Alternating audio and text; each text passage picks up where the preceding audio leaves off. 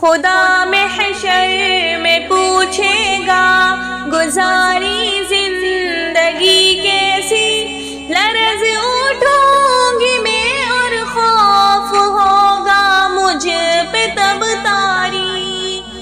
خدا محشر میں پوچھے گا گزاری زندگی کیسی، لرز اٹھوں گی میں اور خوف ہوگا مجھ پہ تب طاری۔ مجھے بھی موت آنی ہے مگر میں اس سے غافل تھی، میرا جیون بھی فانی ہے مگر میں اس سے غافل تھی۔ کفن بازار میں آ بھی چکا لیکن میں غافل تھی، میری میت کا تختہ بھی بنا لیکن میں غافل تھی۔ خدا محشر میں پوچھے گا گزاری زندگی کیسی، لرز اٹھوں گی میں اور خوف ہوگا مجھ پہ تب طاری۔ میں غفلت میں گناہ کرتی رہی افسوس لیکن اب، مگر اب کوئی بھی افسوس کا بنتا نہیں مطلب۔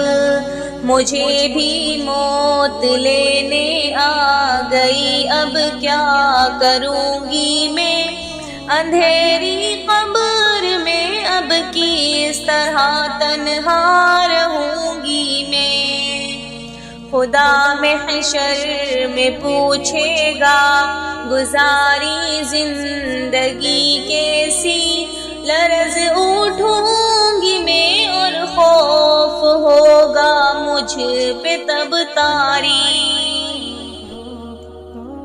اندھیری قبر میں مجھ کو اکیلا چھوڑ آئیں گے، یہاں طاقت نہ دولت نہ یہ رشتے کام آئیں گے۔ حساب زندگی دینے اٹھایا جائے گا مجھ کو، خدا کے سامنے محشر میں لایا جائے گا مجھ کو۔ خدا محشر میں پوچھے گا گزاری زندگی کیسی، لرز اٹھوں گی میں اور خوف ہوگا مجھ پہ تب طاری۔ خدا پوچھے گا بتلا علم پر کتنی رہی عامل، کہاں پر خرچ کی تو نے یہ دولت کیسے کی حاصل۔ سوال جسم بھی ہوگا، سوال زندگی ہوگا، سوال علم بھی ہوگا، سوال بندگی ہوگا۔ خدا محشر میں پوچھے گا گزاری زندگی کیسی، لرز اٹھوں گی میں اور خوف ہوگا مجھ پہ تب طاری۔ میں کیسے سامنا کر پاؤں گی رب کے سوالوں کا، چھپاؤں گی کہاں رب سے عمل نامہ گناہوں کا۔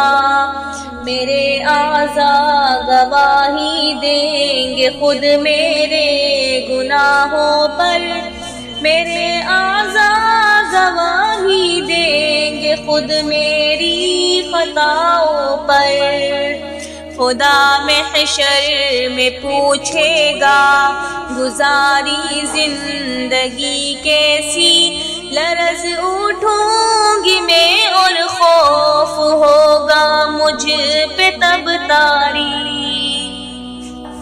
میرے مولا وہاں بس تو ہی میرا آسرا ہوگا، میرا مشکل کشا تیرے سوا نہ دوسرا وہاں ممکن نہیں جعفر پکڑ سے رب کے بچ پانا، وہاں ممکن نہیں جعفر کہیں جا کر کے چھپ جانا، خدا محشر میں پوچھے گا گزاری زندگی کیسی، لرز اٹھوں گی میں اور خوف ہوگا مجھ پہ تب طاری، خدا محشر میں پوچھے گا گزاری زندگی کیسی، لرز اٹھوں گی میں اور خوف ہوگا مجھ پہ تب طاری۔